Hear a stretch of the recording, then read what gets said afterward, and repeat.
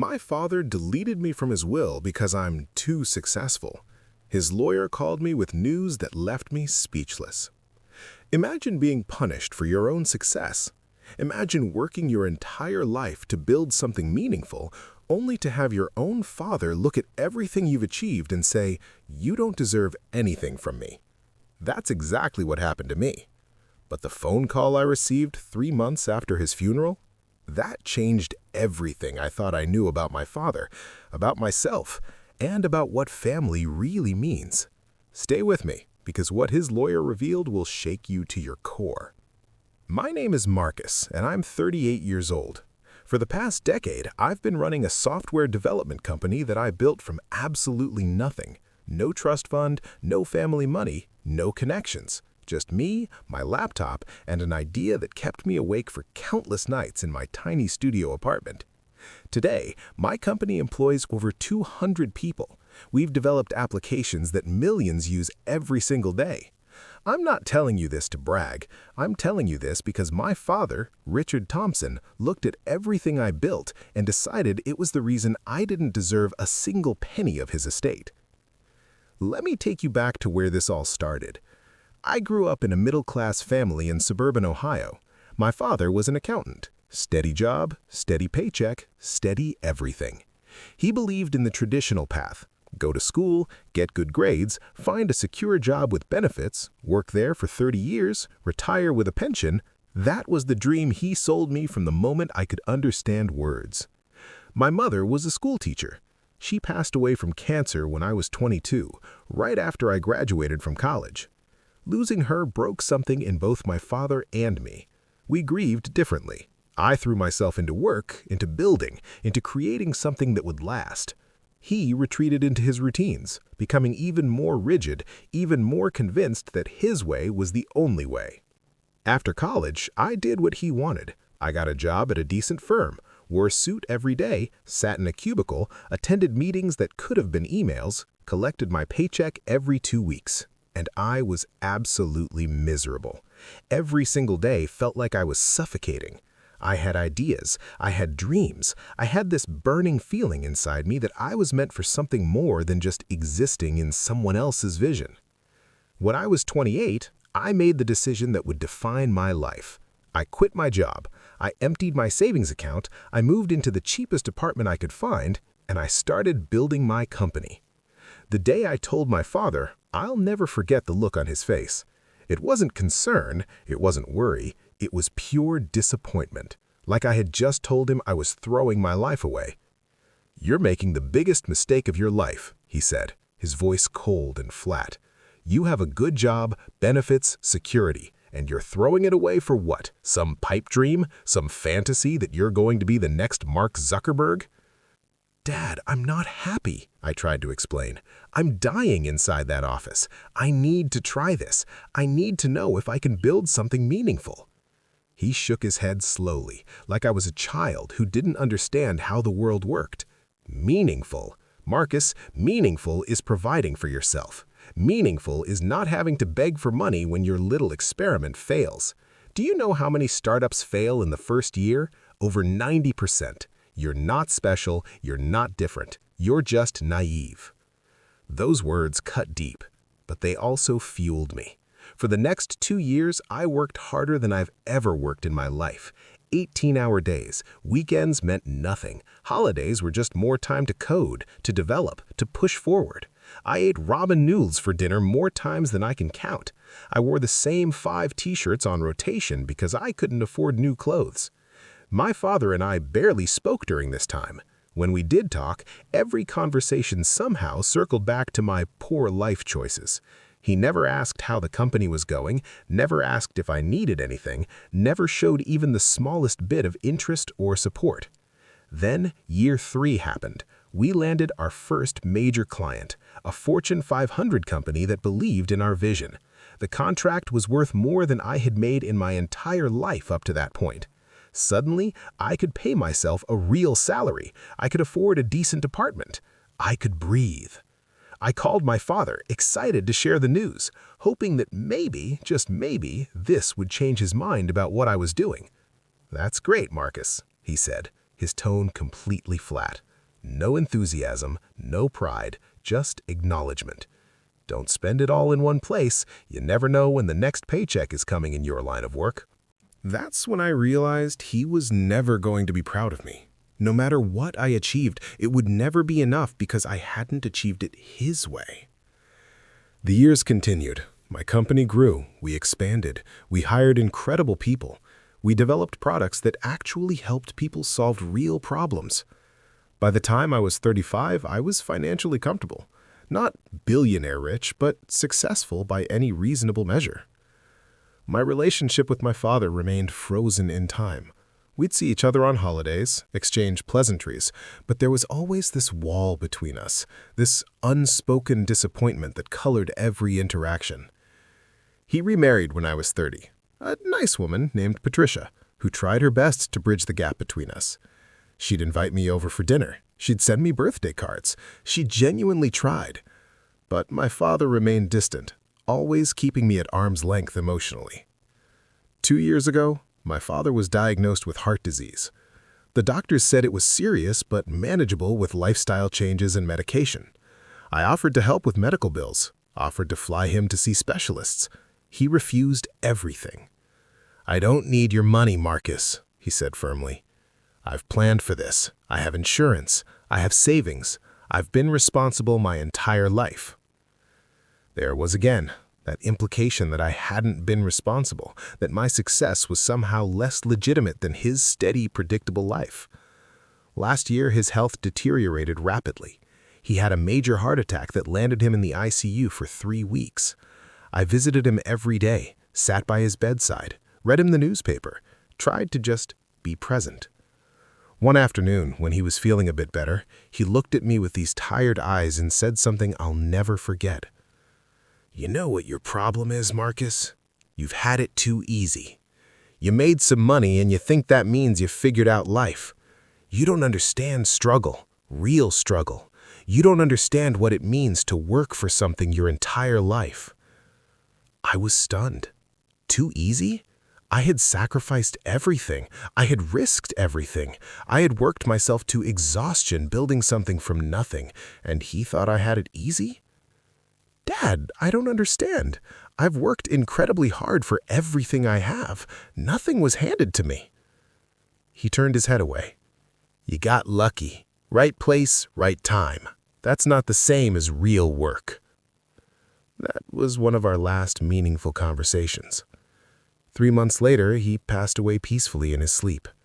Patricia called me early in the morning. I drove straight to her house, held her as she cried, made funeral arrangements, did everything a son should do. The funeral was small. My father wasn't a social man. A few colleagues from his accounting firm, some neighbors, Patricia's family, me. We buried him next to my mother, just like he wanted. 2 weeks after the funeral, Patricia called me.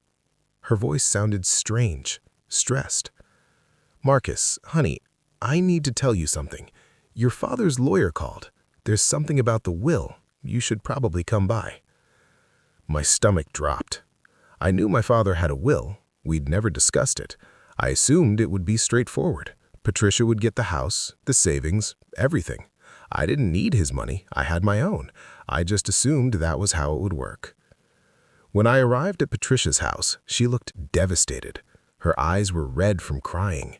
She handed me a cup of coffee with shaking hands. "I didn't know," she said immediately. "Marcus, I swear I didn't know he was going to do this." "Do what? Patricia, what's going on?" She pulled out a document, the will, and she showed me the relevant section.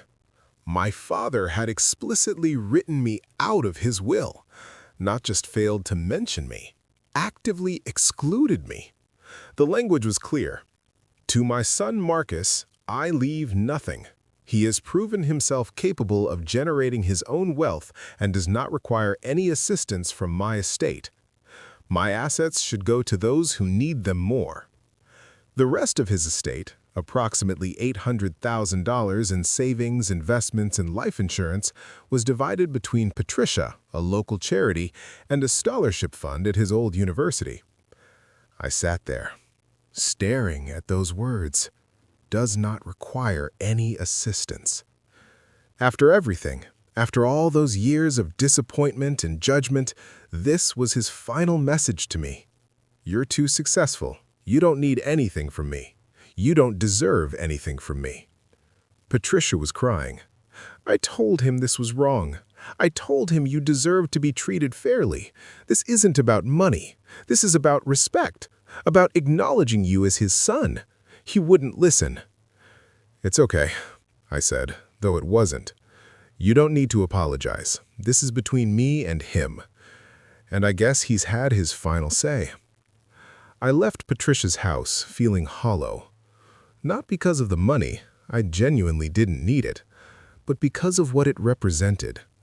My father's final act was to tell me that my success somehow disqualified me from his love, from his recognition, from being treated as his son. The next few weeks were dark.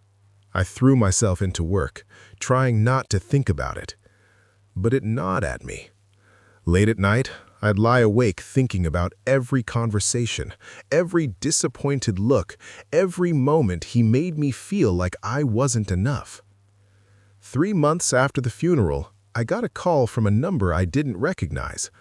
I almost didn't answer. I'm so glad I did. Mr. Thompson? This is James Chen. I was your father's attorney. Yes, Mr. Chen.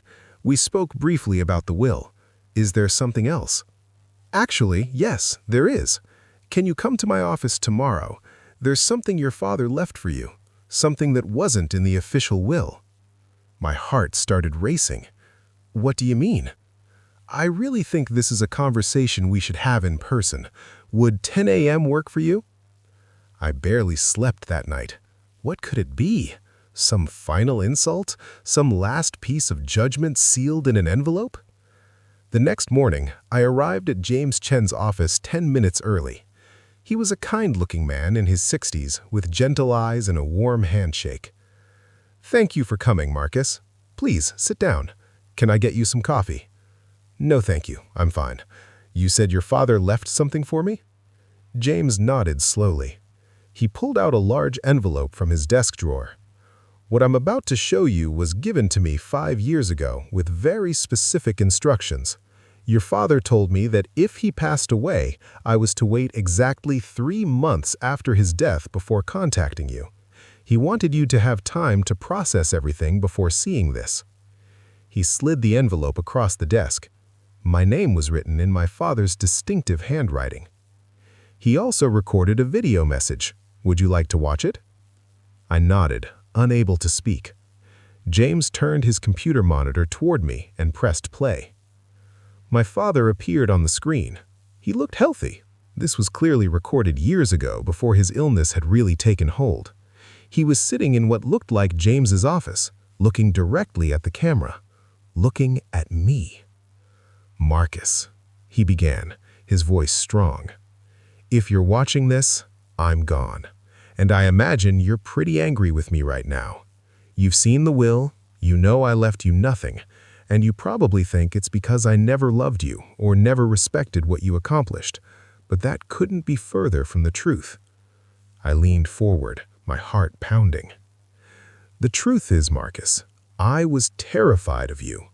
Not of you personally, but of what you represented. You took a risk I was never brave enough to take. You believed in yourself in a way I never could. You chose uncertainty over security, passion over comfort, and you succeeded. You succeeded beyond what I could have ever imagined. Tears were forming in my eyes. When you quit your job to start your company, I was horrible to you. I said terrible things. I told you that you were making a mistake. But the truth is, I was projecting my own fears onto you. I spent my entire life playing it safe. I had dreams once too. Did you know that? Before I became an accountant, I wanted to be an architect. I wanted to design buildings that would touch the sky. I didn't know this. He had never told me. But I was scared. Scared of failing, scared of disappointing my parents, scared of not having a steady paycheck. So I took the safe route. I became an accountant. I had a good life. I don't regret it. But I always wondered, what if? What if I had been brave like you? He paused, his eyes glistening with emotion. When you succeeded, Marcus, it held up a mirror to every choice I didn't make, every risk I didn't take, every dream I let die because I was too afraid. And instead of being proud of you, which I should have been, I resented you for it. I punished you for being everything I was too cowardly to be. And for that, I am deeply, profoundly sorry. My hands were shaking. The reason I didn't leave you anything in my will isn't because you don't deserve it. It's because you don't need it. You built your own fortune. You created your own legacy. You don't need anything from me. But there's something I want you to have anyway, something that matters more than money. James reached over and opened the envelope. Inside were dozens of newspaper clippings, articles about my company, every interview I'd ever done, every award we'd won, every milestone we'd hit. My father had collected them all. I kept every article, my father continued on the video, every mention of you or your company. I have a scrapbook in my office. Patricia knows about it. I'd look through it sometimes when I was alone. I was so proud of you, Marcus. So incredibly proud. I just didn't know how to say it. I didn't know how to admit that you were right and I was wrong. I didn't know how to tell you that watching you succeed was the greatest joy of my life, even though I acted like it meant nothing. The tears were flowing freely now. In that envelope, you'll also find something else. The deed to your grandfather's cabin, the one up in Michigan where we used to go fishing when you were little. Remember those summers, before I became so bitter and closed off? Those were some of the happiest times of my life. The cabin is yours now. I never updated the will to include it because I wanted it to be separate, private, just between us. I remembered those summers. I remembered my father teaching me to fish, telling me stories, laughing, being present, before something in him changed, before he became so focused on security and safety that he forgot how to dream. I also put aside some money. It's not in the official estate, it's in a separate trust that James will tell you about. $200,000. I know you don't need it, but I want you to use it for something special. Start a scholarship for entrepreneurs. Help other young people who want to take risks like you did. Help them be brave when their parents are too scared to support them. My father leaned closer to the camera, his voice breaking slightly. I love you, Marcus. I always have. I'm sorry I spent so much of your life making you doubt that. I'm sorry I let my fear turn into cruelty. I'm sorry I couldn't tell you face to face what I'm telling you now, but please know that everything you've accomplished, everything you've built, every risk you took that terrified me, I'm proud of all of it. I'm proud of you. You're a better man than I ever was. You're braver. You're kinder. You're everything I wish I had been. He paused, taking a deep breath. Don't make my mistakes, son. Don't let fear stop you from telling the people you love how you really feel. Don't wait until it's too late. Live boldly. Love openly. Take risks. That's what I should have done. That's what I should have taught you. Instead, you had to teach yourself. And you did. You did beautifully. The video ended with my father reaching toward the camera, as if he could reach through time and touch me one last time. I sat in James Chen's office, sobbing. All those years, all that pain, all those moments I felt like I wasn't enough, and here was the truth, preserved in a video and an envelope of clippings. He was proud of me, Marcus. He loved me. He just didn't know how to show it. James handed me a tissue and gave me time to compose myself. When I could finally speak, I asked, why didn't he just tell me? Why did he wait until after he was gone? James sighed deeply. I asked him the same thing when he recorded this. He said some things are easier to say when you don't have to see the person's reaction. He said he was ashamed that he wasted so many years being stubborn and proud. He thought if he told you while he was alive, you'd see how weak he felt. He wanted you to remember him as strong, even if that strength was just a facade. I left James's office that day with the envelope, the deed to the cabin, and the information about the trust.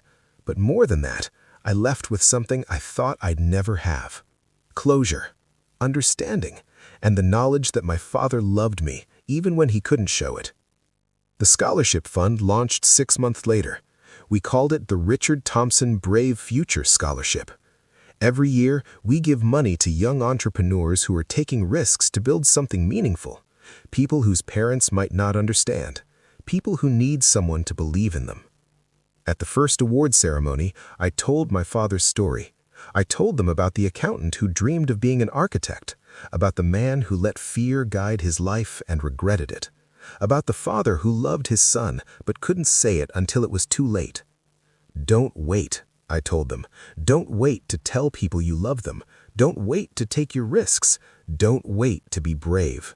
Because time doesn't wait for any of us, and the only thing worse than failing is never trying at all. I visit the cabin now, at least once a year. I sit on the dock where my father taught me to fish. I look through the scrapbook he kept so carefully. I read those articles he collected so carefully, and I talk to him, telling him about the company, about the scholarship recipients, about my life. I tell him I understand. I tell him I forgive him. I tell him I love him too.